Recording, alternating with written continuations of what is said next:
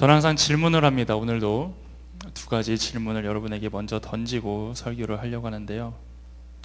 여러분 왜 사십니까?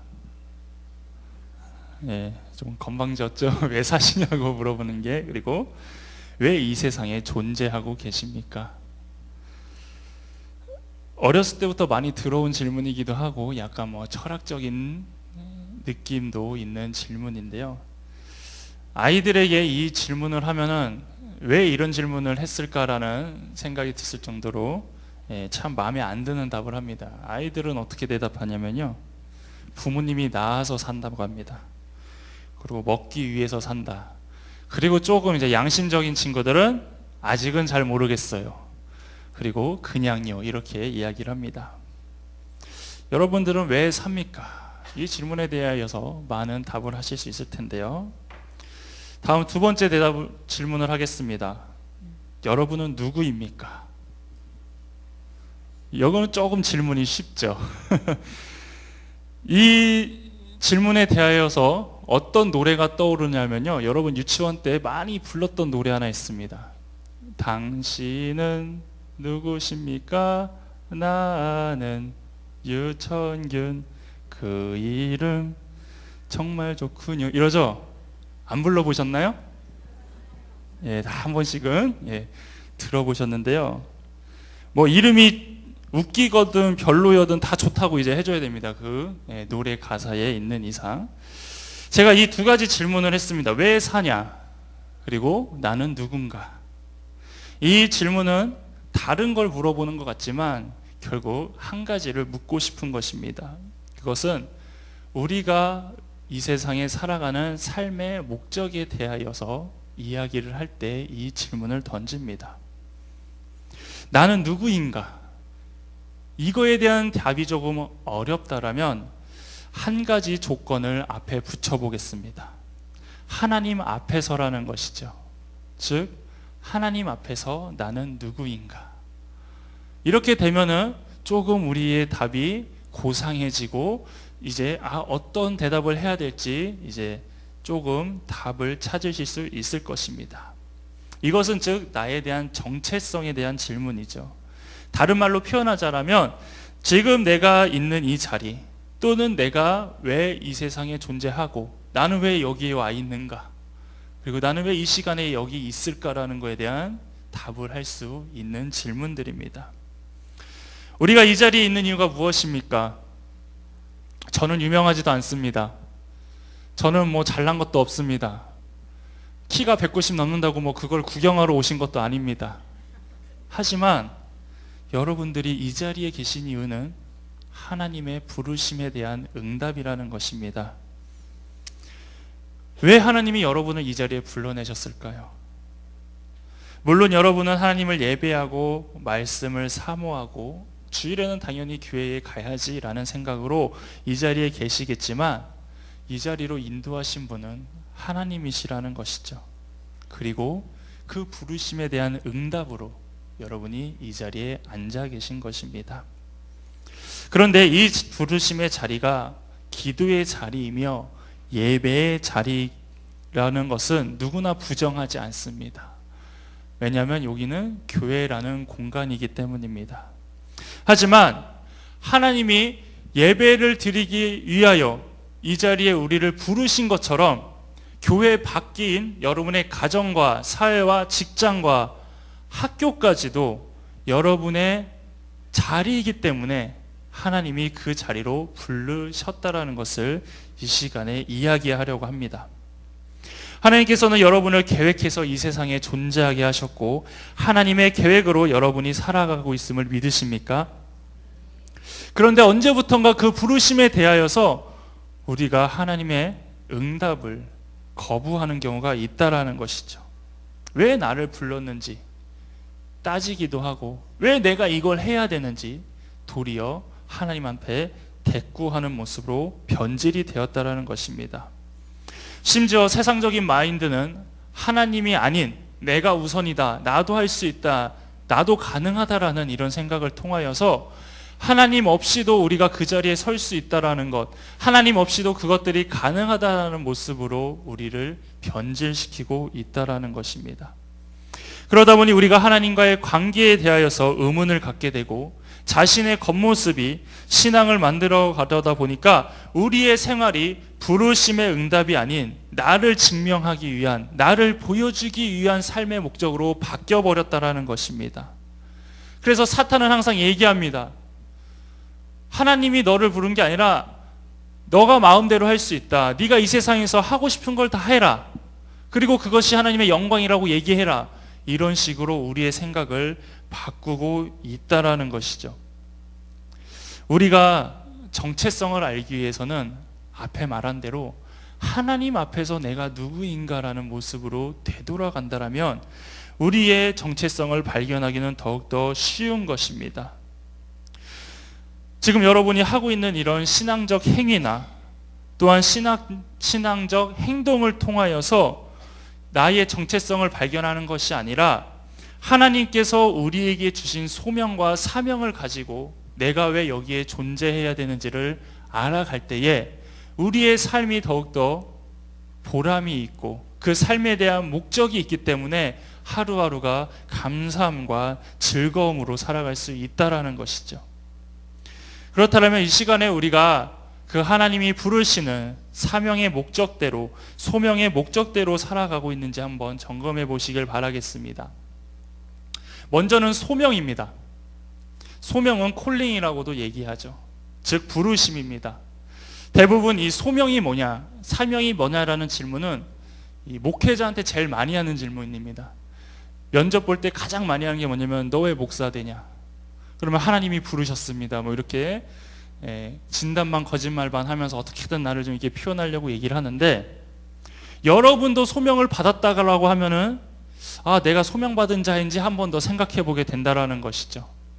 그런데 중요한 건 무엇이냐면 하나님 일을 하는 데 있어서 또한 하나님의 이름으로 모이는 모든 사람들은 부르심을 받은 자들이라는 것입니다. 비록 제가 설교자로서 이 자리에 섰지만 저만 하나님의 부르심을 받은 게 아니라 여러분이 다 하나님의 부르심을 받았기 때문에 이 자리에 계신다라는 것이죠.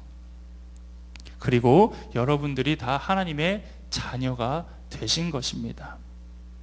그렇기 때문에 하나님께서 여러분에게도 맡겨주신 모든 상황에 대하여 사명으로 받아들인다라면 내가 존재하는 목적과 내가 지금 하고 있는 것들에 대하여 다시 생각해 볼 수 있다라는 것입니다. 사람들은 모든 상황에 대하여서 그것을 소명으로 생각하고 충성하고 봉사할 때 그것을 우리는 비전이라고 얘기합니다. 비전은 항상 우리에게는 미래형 명사처럼 느껴집니다. 앞으로 내가 그거를 이루어야 되는, 그리고 내가 그것을 해나가야 되는, 이렇게 되는 미래형 명사로 비전이 사용되었지만,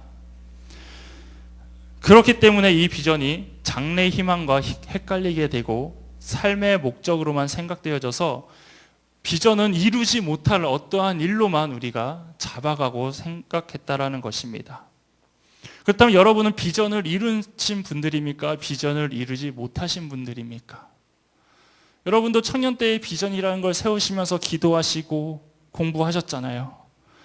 그러면 누구는 비전을 이루고 누구는 비전을 안 이룬 것이 되는데, 그리고 아직도 그 비전을 위해 준비하는 분들도 있을 텐데, 비전은 그런 미래형으로 앞으로 내가 이루어야만 하는 것으로만 바라보지 않아야 된다는 것이죠. 비전에 대한 정확한 표현은 이렇습니다. 앞으로 내가 이루어야 할 무엇이 아니라 지금 내가 이루어 나가는 것들이 다 비전입니다. 동의하십니까? 그렇다면 이 비전을 누가 인도해 주시냐는 거죠. 바로 하나님께서 인도해 주신다는 것이죠. 왜냐하면 비전을 누가 주십니까?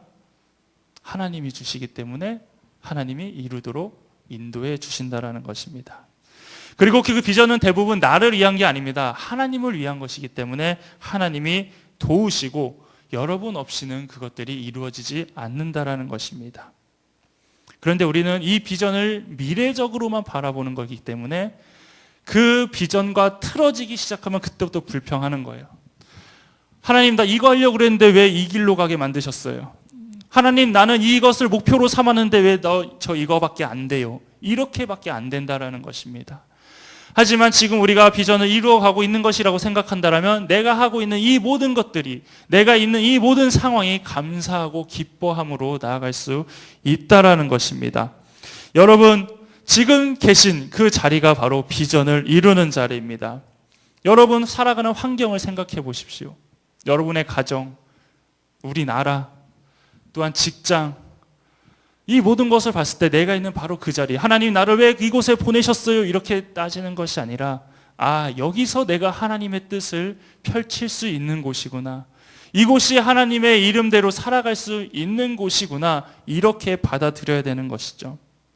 학생들에게는 학교와 교실이, 청년들에게는 아르바이트와 공부의 자리가, 그리고 집사님들에게는 주어진 직업과, 또한 심지어 여자분들에게는 그 가정이 비전을 이미 이루어 나가고 있는 그 장소라는 것입니다. 그런데 우리는 이 비전을 뭐로 생각합니까? 내가 하고 싶은 것, 내가 이루고 싶은 것, 뭔가 돈이 될 만한 것, 내가 좋아하는 것, 이걸로만 우리가 비전을 생각해 왔기 때문에 우리는 비전은 품고 있으나 이 비전 과연 내가 이룰 수 있을지, 이룰 수 없을지, 또한 이제 나이가 많이 먹어서 이 비전 이룰 수 없겠구나, 이러한 모습으로 나갈 수밖에 없다라는 것이죠. 근데 솔직히 고백합시다. 여러분 가정 누가 이루어 주셨습니까? 여러분 지금 하고 있는 이 직장과 일터 누가 허락하셨습니까? 물론 여러분 열심히 노력하신 부분도 있겠지만 결국 다 하나님이 인도하셨다라는 것입니다. 수많은 교회 중에 여러분 지금 부천산성교회에 앉아 있습니다. 여기 누가 보내셨습니까? 하나님이 보내셨다라는 것이죠. 이것이 바로 여러분들이 비전을 품고 살아가고 있는 것을 증명하는 것입니다. 로마서 11장 29절에 하나님의 은사와 부르심에는 후회하심이 없느니라고 하십니다. 많은 청년들과 사람들이 불평하는 게 뭡니까? 항상 환경을 불평합니다. 나 왜 이런 거 해야 합니까? 굳이 이런 걸 해야 하려고 내가 이렇게 노력했습니까? 이런 불평들도 하고, 좀 힘든 가정에 태어난 친구들은 내가 왜 이런 가정에 태어났어야 합니까?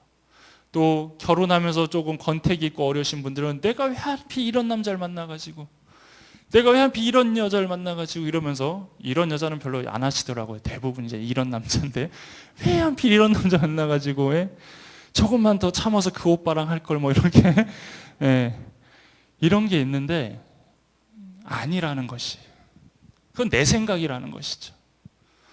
하나님이 필요해 있었기 때문에, 여러분이기 때문에 그 남편분을 감당할 수 있는 것이고, 여러분이기 때문에 여러분의 아내를 감당할 수 있는 것이에요.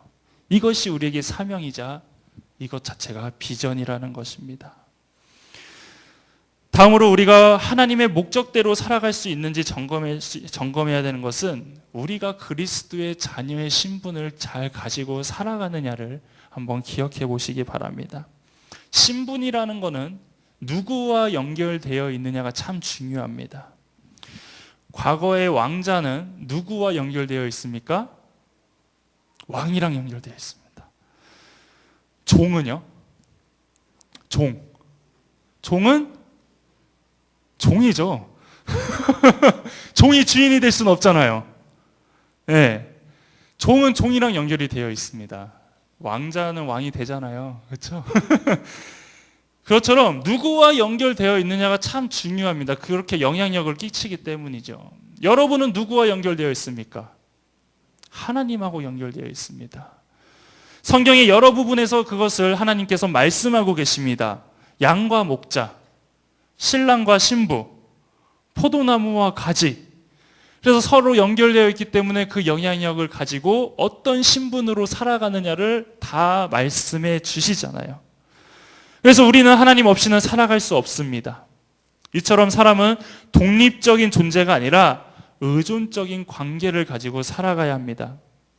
그런데 우리의 죄성은 이것을 어떻게 만들었습니까? 하나님 없이도 가능하다. 뱀이 이야기했잖아요. 따먹어도 안 죽어. 그래서 하나님이 하시는 영역을 너희도 할 수 있어라고 알리면서 우리의 죄가 들어오면서 모든 사람들은 자기 스스로 독립적으로 존재할 수 있다는 것으로 바뀌어버렸습니다. 이것이 자기중심적 정체성이라고 이야기합니다. 그래서 이것으로 내가 무엇을 하는 것으로 존재의 의미려고 하는 것을 가지고 사람들은 살아가고 있는 것입니다. 그래서 맨 처음 이야기했던 당신은 누구십니까? 나는 왜 존재하는가? 이거의 목적을 하나님으로부터 찾지 아니하고 나를 어떻게 드러낼 수 있을까? 나를 어떻게 표현할 수 있을까? 이것들을 찾아봤더니만 나를 과시하는 것들로부터 나타낼 수 있다라는 것이죠. 그것이 바로 이제 6가지로 나타낼 수 있습니다. 그런데 이것은 죄 때문에 인간이 만들어낸 것이기 때문에 우리가 그것을 잘못하는 경우가 많이 있다라는 것이죠. 하나님은 분명히 우리를 만드신 목적이 있음에도 불구하고 죄로 인하여 희망이 없어집니다. 그래서 사람들이 나를 나타내기 위해 드러낸 6가지가 첫 번째로 직책입니다. 그래서 자신의 지위, 자신의 존재, 장로님들 죄송하지만 나 어느 교회 장로야, 나 어느 교회 안수집사야, 이러면서 어떠한 직책을 가지고 내세운다라는 거죠. 사회적으로 뭡니까? 나 어느 회장 아들이야, 나 어느 회장 사장이야, 이렇게 직책을 가지고 자신의 정체성을 드러낸다라는 것입니다. 두 번째로는 비교와 경쟁입니다. 그래서 누구를 받고 일어서야 돼요. 예전에 있었죠. 1등만 기억하는 더러운 세상. 1등 아니면 기억이 안 돼요. 그러니까 1등만 기억하는 거예요. 그래서 나는 1등 해야 돼. 나는 딛고 일어서야 돼. 그래서 나를 기억해줘. 그래서 1등에서 2등이 되는 순간 비참해진다고 생각하잖아요. 그래서 비교와 경쟁을 통해서 자신의 정체성을 드러냅니다. 세 번째로는 인정받고 싶어함입니다. 어떻게 보면 관심이라고 표현할 수도 있다는 것이죠. 이 비교의, 이 인정에 대하여서는 이런 이야기가 있습니다. 자기의 존재를 위하여 어떠한 비교를 할 때 하는데, 사람은 비교할 때 개랑 비교하면 안 된다고 합니다. 왜 그럴까요? 개보다 못하면 뭐라고 할까요? 뭐라고 하세요? 새는 아니고 개보다 못한 부분. 그리고 개와 같으면 그리고 개보다 잘하면 그래서 개랑 비교하면 사람이 이상해져요. 그래서 개랑은 비교하지 말라고 하는데, 인정받고 싶어함이 우리에겐 참 많이 있다라는 것이에요. 그래서 왼손이 하는 것을 오른손이 몰라야 되는데 왼손이 하는 거 오른손이 알고 있어야 돼요. 모르면 섭섭해하더라고요. 그렇죠. 그래서 인정받고 싶어함도 우리 스스로부터 나오는 이것. 네 번째는 뭐냐면 외모입니다. 외모. 야, 우리나라 외모. 여러분은 다 이쁘고 잘생기셔서 이 의사의 시술이 필요 없지만 저는 좀 필요해요. 생각보다 많이 먹어 보여서 이러는데, 왜 외모입니까? 요즘 장난 아니죠. 이쁘기만 해도 사람들이 막 따라가잖아요. 멋있기만 해도 막 사람들이 딸려가잖아요. 그래서 나의 정체성, 나 이렇게 관리 잘해, 나 이렇게 이쁘게 꾸몄어, 이러면서 외모를 통해서도 나타낸다라는 것입니다. 그리고 다섯 번째는 학벌입니다. 우리나라는 또 이거 학벌 무시 못하죠. 어디 나왔냐, 어디 출신이냐. 저도 S대 출신입니다. 서울 장신대. 그렇죠. S대 많아요. 여러분 아는 그 S대가. 그래서 학벌. 그래서 학생들이 왜 열심히 공부합니까? 자신의 미래를 위해서? 비전을 위해서? 아니요. 일단은 서울대 가야 된다고 생각해요. 일단은 이 학교 들어가고 나와야 그다음 뭐가 된다고 생각을 해요. 이게 이제 학벌주의가 되었다는 거예요. 마지막으로는 뭐냐면 업적과 성취입니다. 그래서 내가 뭘 해냈어. 내가 이거를 해냈어. 이 자신감으로 이제 사람들한테 어필을 한다는 거예요. 지금까지 언급한 직책, 비교, 인정, 외모, 학벌, 업적은 나를 남에게 드러내기 위한 기본적인 6개의 종류라는 것이죠. 그리고 또 이것 때문에 사람들이 지금도 이 6개 중에 하나를 위하여 힘쓰고 있다라는 것입니다. 이러다 보니 인간에게는 희망이 없게 된다라는 것이죠. 아무리 외모가 이쁜들, 아무리 좋은 학교가 나온들, 아무리 업적이 많은들 구원과는 전혀 상관이 없는 것입니다. 하지만 우리는 그렇지 않기 때문에 하나님을 붙잡고 다시 그 신분의 회복을 위하여서 우리가 하나님 앞에 나아가는 것이죠. 그래서 오늘 제목이 바로 나오는 것입니다. 하나님이 찾으시는 사람이 어떤 사람이냐?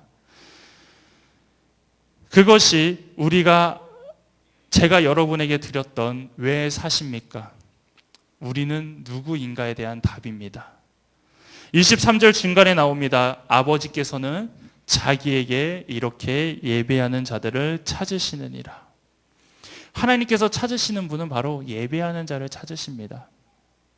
오늘 본문은 사마리아 여인과 예수님과의 대화에서 나오는 말씀입니다. 유대인들은 예루살렘에서 예배해야 된다고 주장을 하고 사마리아인들은 예루살렘에 갈 수 없기 때문에 그리심산에서 예배한다고 얘기합니다.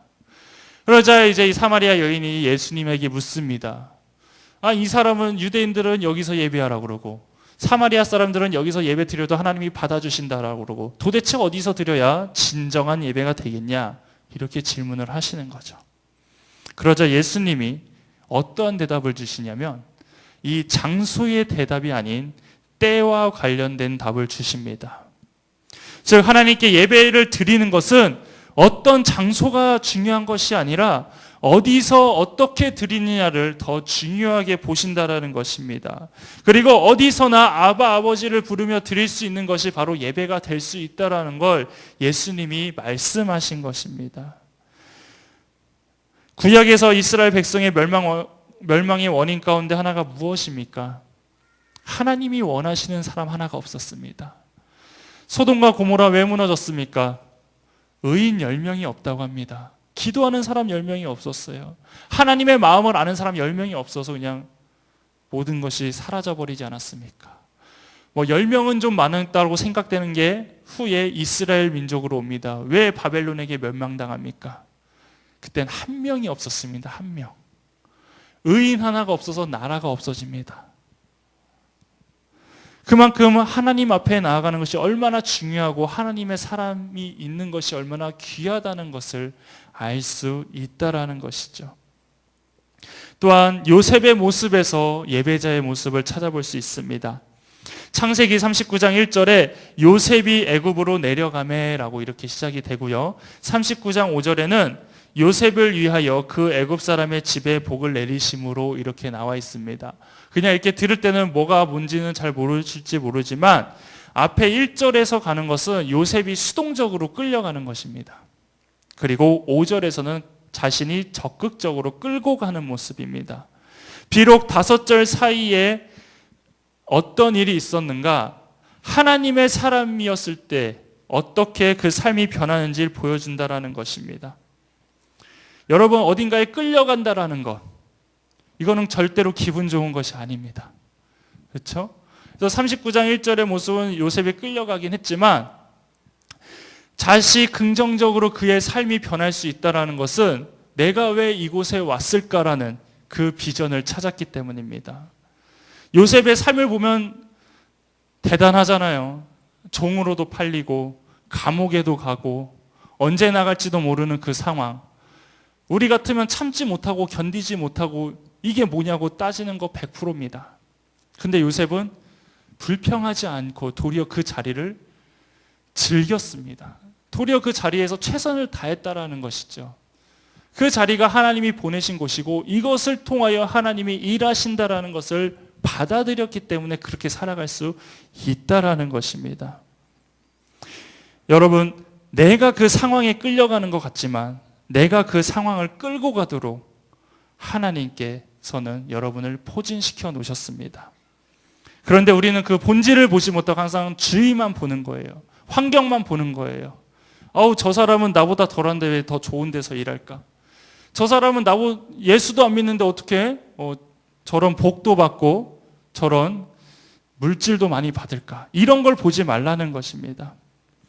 하나님이 그 사명을 감당하라고 여러분을 보내놓으셨는데 여러분은 그것을 사명이라고 생각하지 아니하고 우리가 항상 끌려만 가기 때문에 우리의 삶이 힘들고 어렵고 불평으로만 가득 찰 수밖에 없는 것입니다. 그런데 다시 한번 생각해 보십시오. 여러분이 있는 그곳이 바로 하나님이 원하시는 곳이라고.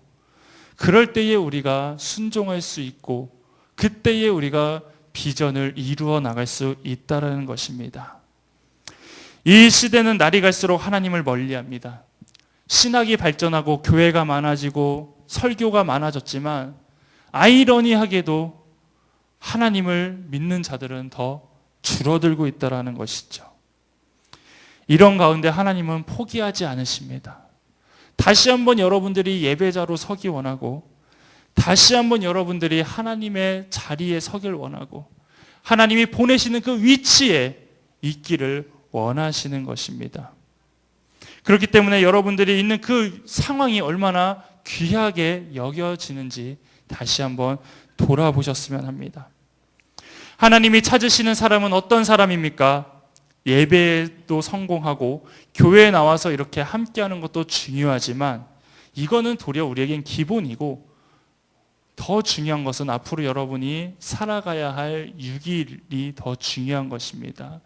다시 가정으로 돌아가실 것이고 내일부터 다시 출근하실 것이고 각자 생활했던 그 곳 가운데 환경이 어려울 수도 있습니다.